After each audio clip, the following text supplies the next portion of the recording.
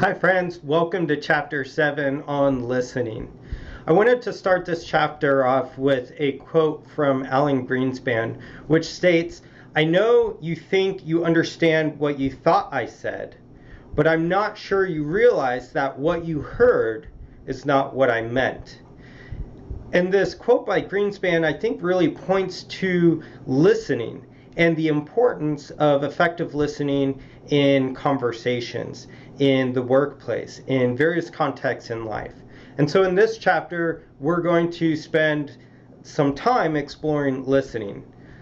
So these 4 sections we'll cover in this chapter include the nature of listening, the challenges of listening, components of listening, and the various types of listening responses we can use in conversations.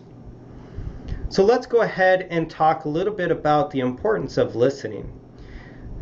Listening takes up majority of our time in our everyday interaction. So we spend most of the time listening, but we're never really taught how to listen. So at the end of this chapter, I hope we can gather some points and key takeaways that we can start implementing in our everyday lives. So we see that students spend about 55% of their time listening. CEOs spend about 60% of their time listening. So we see that leadership, effective leadership, is contingent on effective listening. We see that listening is the most common behavior at work, and also relationship satisfaction is based on how effective we are at listening to our partners. So we see that listening and speaking tends to take up majority of the time in our day-to-day activities. We see that internet use is about 13%. So whether that's just browsing the internet or engaged in some sort of communication online. So how do we look at this listening? So most people confuse listening and hearing or interpret it the same thing, but we see that there are some unique differences between hearing and listening. And so it's important to make this distinction. Hearing is the biological process. That is when sound enters our ear, it rattles our eardrums, it sends electrical messages to our brain. It's the biological process, right? And so if we see that individuals experiencing hearing challenges or hearing loss, that's dramatically going to influence how they're interpreting messages. Consequently, listening, on the other hand, is more of the cognitive process that we engage in which we attach meaning to what we have heard. So this includes perceiving a message, responding to a message, interpreting a message. So now that we know that hearing and listening are 2 separate functions, let's go ahead and dive in a little bit deeper between this mindless and mindful listening. So mindless listening occurs when we process information automatically without giving a lot of thought, without giving a lot of energy into interpreting what we're hearing. So mindful communication, on the other hand, involves a lot of careful thought and response when we're in a conversation. It includes things such as questions, paraphrasing. It's being actively engaged in listening to that conversation. Interesting, we see that the Chinese character for listening includes various components. So in chapter 6, we talked about nonverbal communication and how our behavior implicitly sends a message, and people can interpret our behavior as a form of communication, even though it's inherently ambiguous. So this Chinese character, I think, really captures the essence of listening. So on the left, we see that this represents the ear. This is the biological process. We have to engage in that biological process of hearing the message before we can actually listen to what's being told to us. You that's the character for you. So it's focused on the other person. We see on the right, this symbol symbolizes eyes. So engaging in eye contact, right? Showing that we're engaged in that listening process. This undivided attention, eliminating our distractions around us so we can really give our attention to the person speaking to us. And then that last one, heart. And the way I interpret this is listening with empathy, right? Trying to detect the emotional undertones of what someone's trying to tell us. And that drives a deeper connection in our conversations. So this is a really interesting character that symbolizes the listening process, and it includes various elements. So what are the different types of listening? So the book talks about 4 strategic listening styles. The first one is task-oriented listening. This is where you're at the job, you're listening to instructions from your supervisor, you're listening in order to effectively accomplish some sort of job. Now we see the second type of listening style is the relational listening.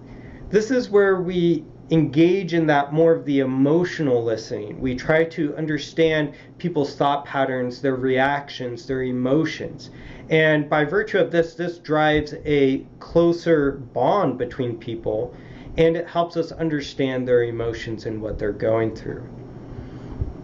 The third style is analytical listening. And this is where we pay attention to everything. We're very analytical in our listening approach. We avoid judgment until we have heard all the details. One example of this would be a couple years ago I served on a jury. And during the trial, I was taking notes, I was listening to all these expert testimonies, because at the end of that trial, the jury had to come together and go through deliberation, create some sort of verdict. The fourth we see is the critical listening style. And this is where it's similar to the analytical, but we're very critical within the moment of that message, how it's sent, what type of facts are being used. This type of listening style is mostly common in educational environments when we're critically assessing presentations or in public speaking. We use this with hopefully our politicians, when they're on their campaigns. We evaluate their messages and figure out whether or not what they're telling us is factual or not.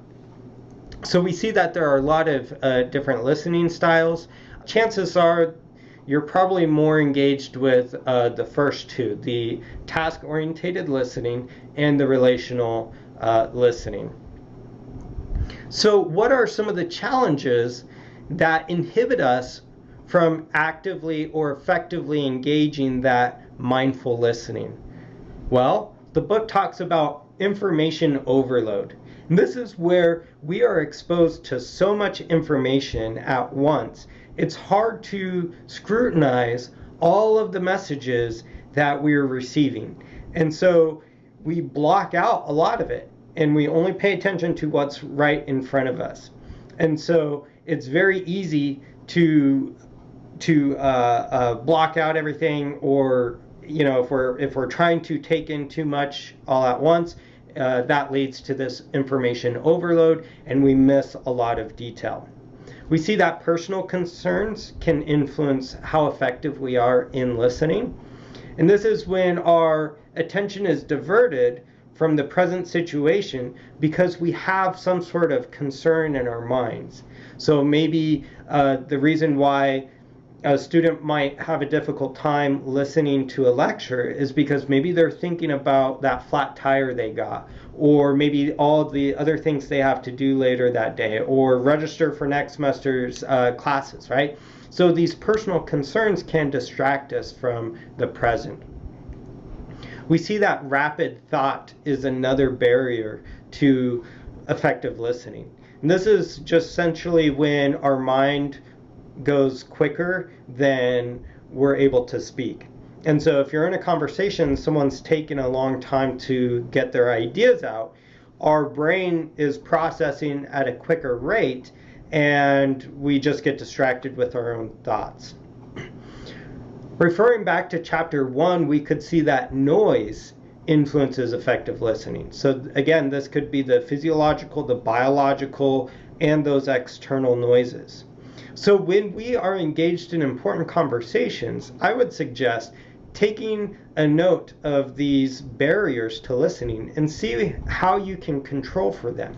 So if you're engaged in an important conversation, see if you can create an environment that is free from distractions. Make sure that your body's taken care of. You aren't hungry, or you have to use the restroom, or you're exhausted. Because again, that's going to influence how we perceive other people's communication. That's also going to influence how we interpret those messages. And so if we're in a discomfort state, chances are we're going to interpret what someone else is telling us more negatively than what is actually warranted.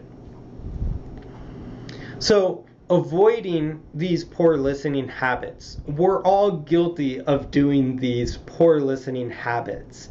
So beyond just the barriers of listening, now there are poor listening habits that we often develop over our lifetime. So this first one is called pseudo-listening or fake listening.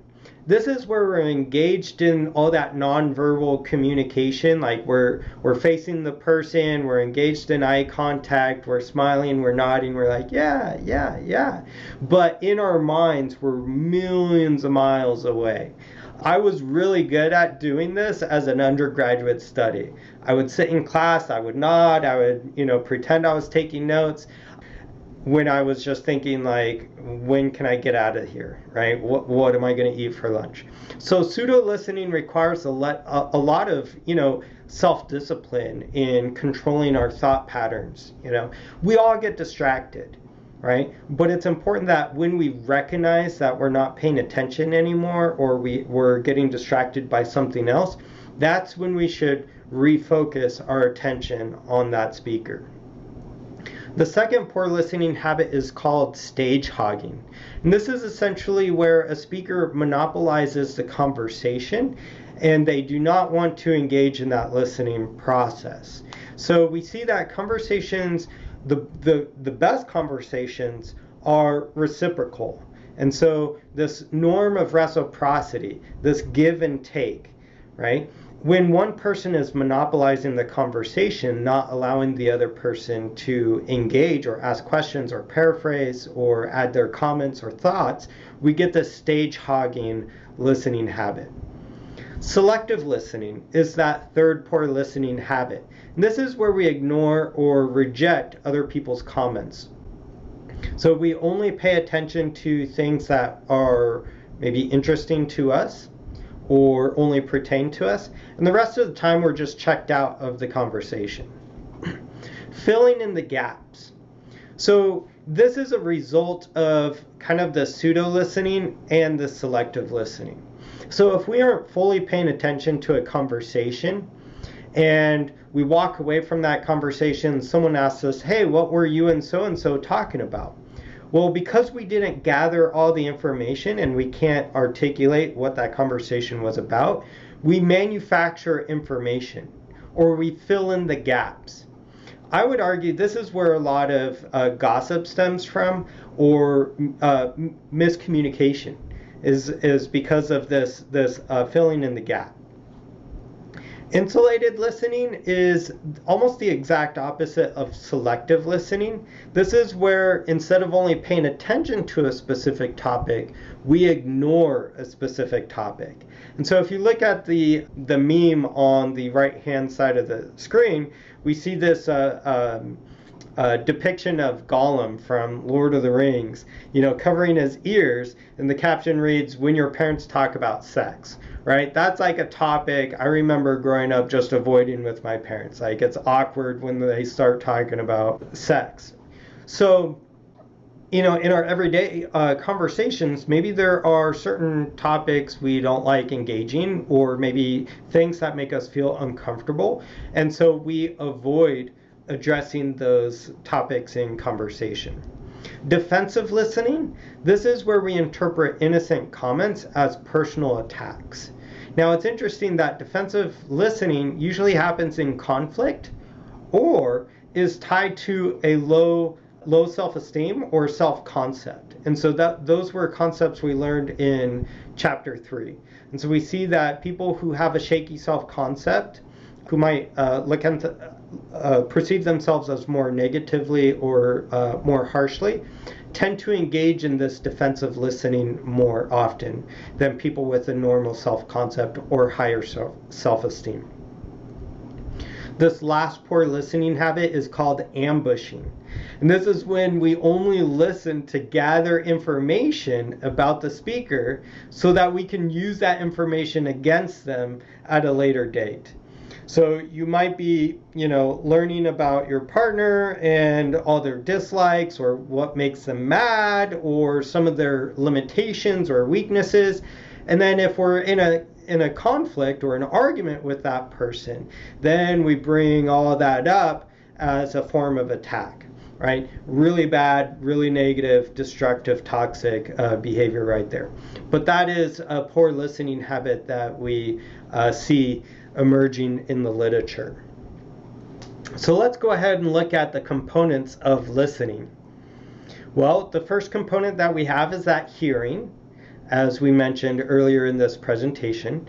This is vital for the listening process because if we can't have audio hearing, right, the biological process, this is going to affect how we attach meaning to a message. So the book talks about how hearing loss is an important issue that we face in our country and the world, right? And we see that even older adults experience this hearing loss naturally. So 5.2 million Americans experience this hearing loss. And so we, as a communicator, might think we're communicating effectively and our message just isn't being heard.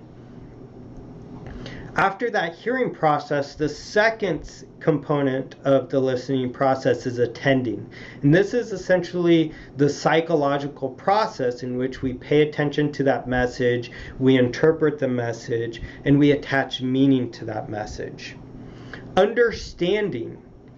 This is important. So we see that in order to hear and listen to a message, we have to have a baseline of understanding. And this might include the context, the social context. Who's the speaker? Who's the listener? What's the message? What's going on around us? Because that's going to influence how we understand that message. It could be the syntactic of language, as we learned in chapter 5, the syntactic rules. It could be this concept called listening fidelity. And this is the congruency between the intention of the speaker and the interpretation of the listener. So again, in chapter 5, we looked at speech act theory, and where we could break down, okay, the speaker said this is what they intended, this is what the listener heard, but this is how they interpret it. And we see that there could be a disconnect between the intention and the interpretation. Remembering is the next component of this listening. So we heard the message, we attended to the message, we understood the message, now being able to retain that information for a long period of time. Well, we see that after just 8 hours later in a conversation, we only remember about 50%. That dramatically decreases to 35% after 8 hours. Oh, the 50% is in the moment. 35% is after 8 hours. And so we see that, a conversation you had yesterday, you only really remember 35% of what was said. That's again how I think rumors start. Responding, giving observable feedback. So what do we mean by observable feedback? We might be listening, but are we showing through our nonverbal behaviors that we are in fact listening? So this might include engaging in eye contact or using appropriate facial expressions when someone's sharing a personal story. All of these small things can show the speaker that we are really listening to what they're communicating to us.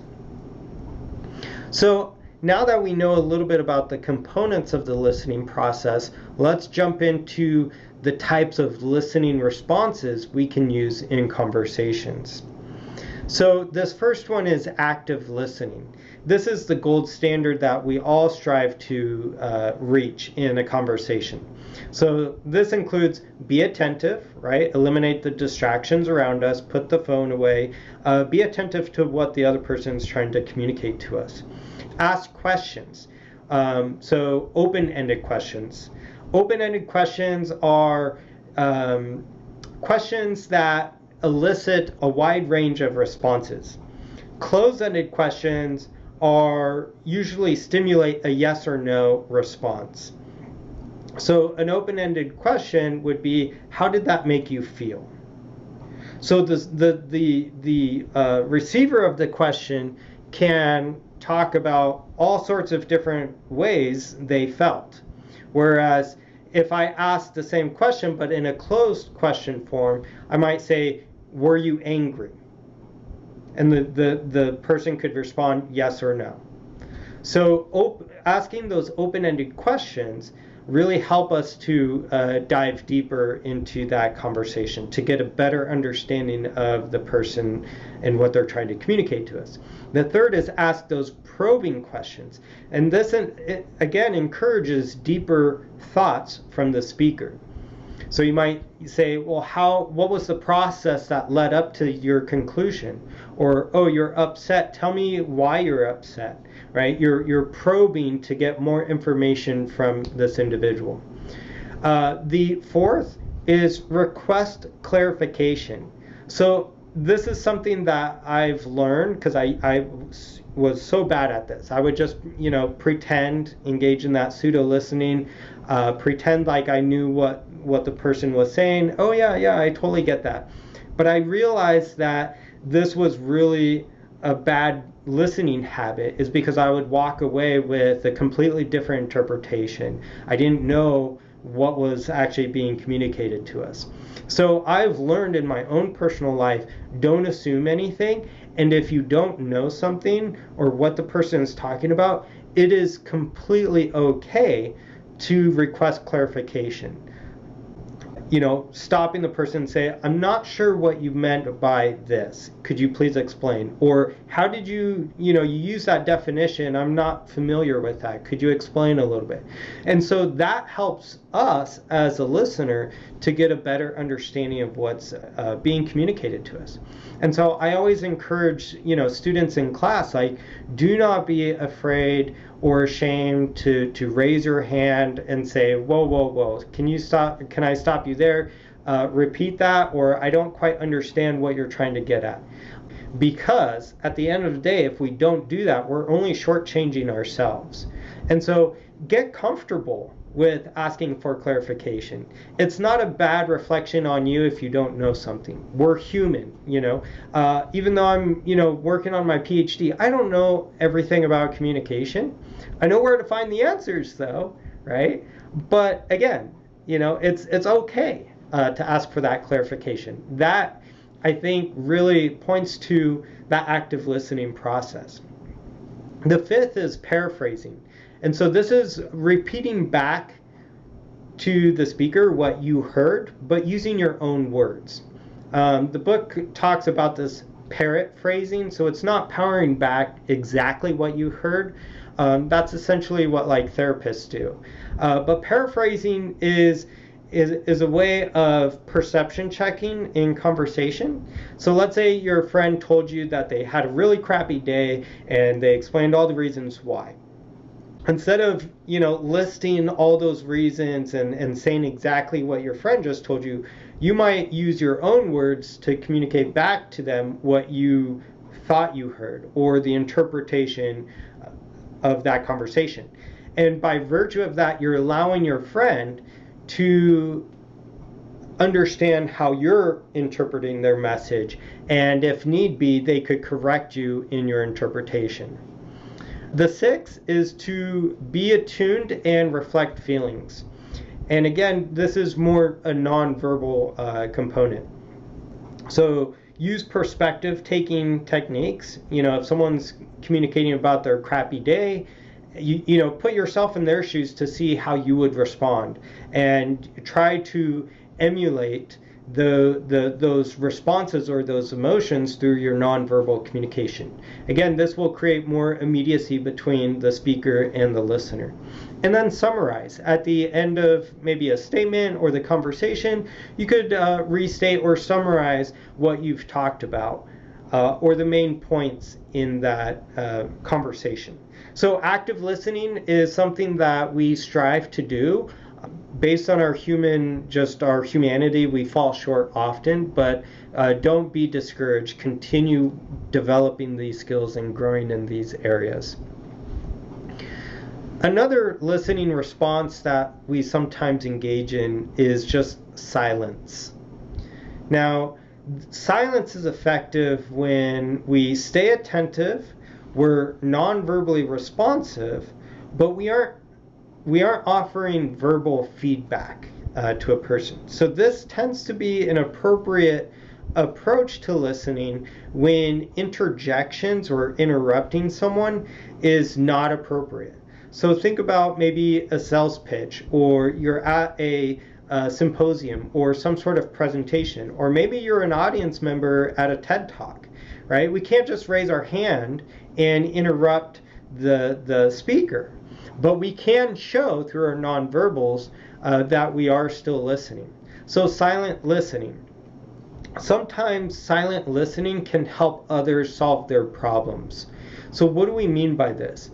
Well, I'm sure you have friends or loved ones that come to you for advice, or they come to you when they feel like they need to vent, right? Sometimes words just can't help, right?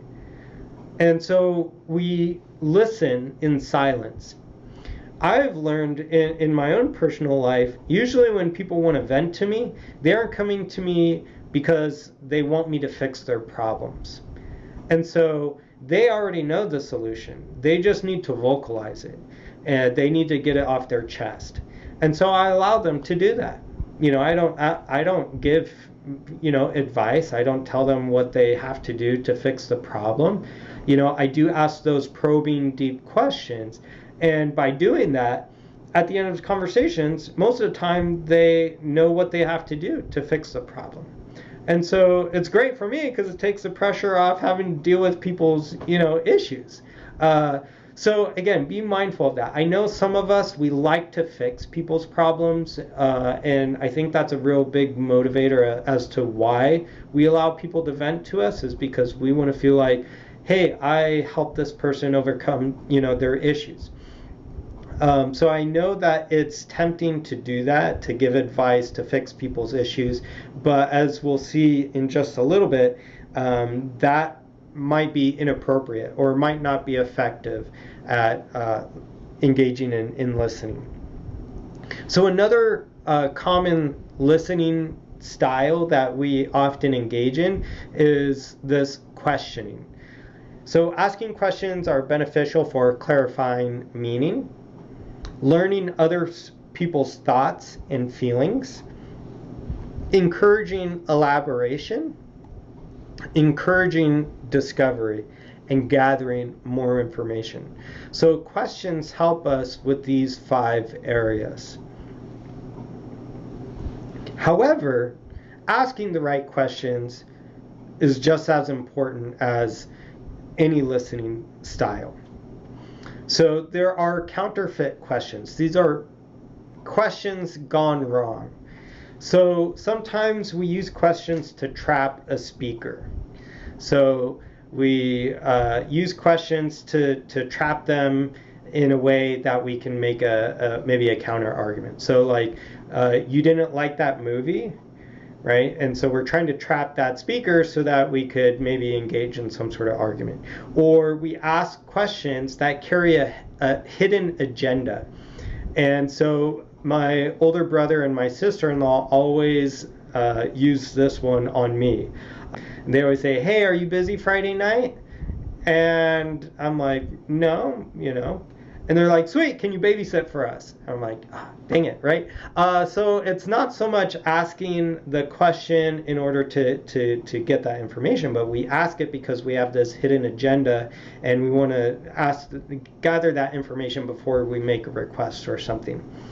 Sometimes when we use this counterfeit questions, we aren't even asking a question. We're engaged in more of a statement.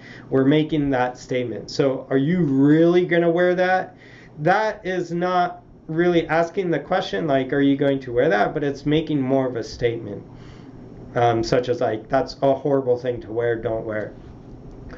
Or we ask questions because we're seeking a correct answer. So which shoes do you like best, right? Trick question. Or we ask questions based on unchecked assumptions. So why aren't you listening to me? Right? That we're assuming that the person isn't listening. Maybe they are, they just suck at maybe communicating that through their nonverbal behaviors, right? And so we want to be careful with unchecked assumptions before in using questions, because that might come off as making more of a statement than anything. So what is paraphrasing? We talked a little bit about paraphrasing. It's essentially giving feedback that restates, in your own opinion, the message you thought the speaker sent. It's not paraphrasing. And this is where, again, you're just saying exactly what the person just told you. You're interpreting it, you're attaching meaning to that message, and you're sharing that message with the other person. Changing the other person's words, but still keeping the underlying meaning or the essence of that message. And that was the last point. It reflects the underlying theming of the speaker's remarks.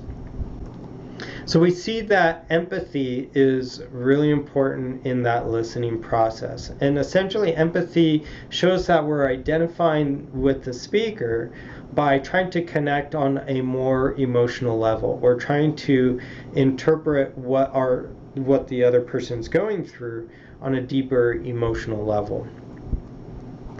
Now, we see that, again, empathy could be counterfeit as well, or empathy can go wrong.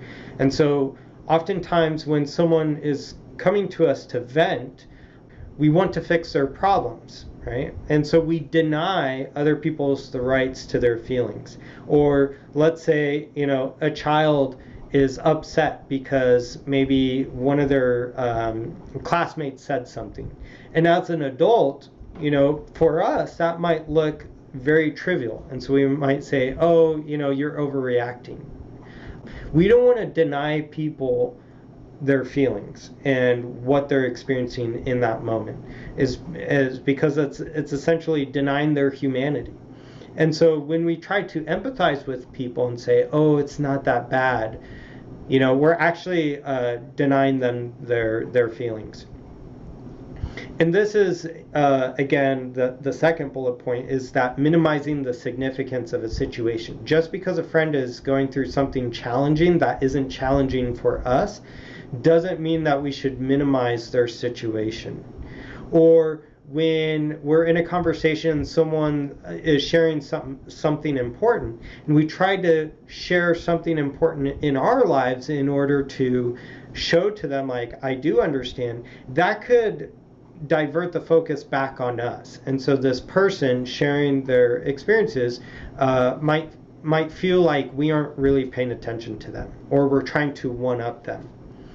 Or we rain on the speaker's parade. So let's say someone got a promotion, or you got an A in a class, and we're sharing that with another person. The other person isn't connecting with us, or they aren't showing excitement, or they're like, great, so what? I got A's, all A's last semester, right? That could be empathy gone wrong as well. So another response that we can engage in this listening process is supporting. And this is when we are revealing the listener's solidarity with the speaker's situation. It expressed concern, care, affection, and interest. So there are different types of supporting messages we can engage in. Agreement, so agreeing with the person. Offering help, praise, reassurance, and diversion. So if someone is going through something like a difficult life transition, we could help them cope with that by maybe taking them out for or a night out of fun, right? And to get their mind off things. So in order to do this, the supporting, we have to be sincere. Be sure that the other person's willing to accept your support, and focus on the present. So these are some things that, in order for supporting listening responses to be effective, we have to ensure that the other person feels that we're sincere, they actually want our support, and we're focused on the present situation. Another common listening style we engage in is this analyzing. And so this is when a listener offers an interpretation of a speaker's message. They are sometimes effective at helping the speaker realize another perspective. So in order to do this, we have 4 elements. And so when we're engaged in analyzing other people's messages, we want to make sure that we're offering them as just interpretation, that interpretation has a good possibility of being correct, the other person is receptive to it, and again, we're only doing it to help and not to criticize or judge the other person. Now, we do sometimes have to evaluate messages, and so evaluating responses occurs when the listener appraises the speaker's thoughts or behaviors. The evaluations may be favorable or unfavorable. And so the way I look at this is like evaluating and offering constructive criticism. And so we see this distinction between what is constructive criticism and what is destructive criticism. So constructive criticism intends to educate. It's related to work. It helps build on an idea. It makes the outcome better. It is intelligent and calculated, and it comes along to help. Destructive criticism, on the other hand, intends to embarrass. It feels like a personal attack. It tears down an idea. It makes the person feel worse. Includes rapid fire and random responses. It tries to take over. And so we see this distinction between this constructive criticism and destructive criticism. And so sometimes when we're evaluating a speaker's message, we do have to engage in some sort of criticism or point out some flaws in maybe the message. Now, sometimes we'll be placed in situations where we have to listen in order to give advice. And so in order to do this, we want to think first, is the advice needed? Is it actually wanted? Is it coming from an expert or a trusted source? Or is it offered to only save face? So which style to use? Essentially, when approaching a conversation, we want to look at the situation, the other person, and ourselves. So the situation, is this a business meeting, or is this 2 friends having a conversation or hanging out? Or is this at a family gathering? Who are the other people? What are their emotional states? And of course, we want to look at ourselves. How are we? Are we in an uncomfortable emotional state, or are we uncomfortable biologically? Because that's going to influence how we pay attention and the type of listening we engage in. So in this chapter, we looked at the nature of listening, the challenges of listening, the components of listening, and the various types of listening responses. Once again, listening is one of those critical components that will contribute to the effectiveness of our relationships and interpersonal conversations. And so I really encourage you to start growing in your listening skills. Identify areas, limitations, or weaknesses in your personal life, and see if you can start working towards those areas to enhance your effective listening skills. Thank you so much, and we'll see you next time.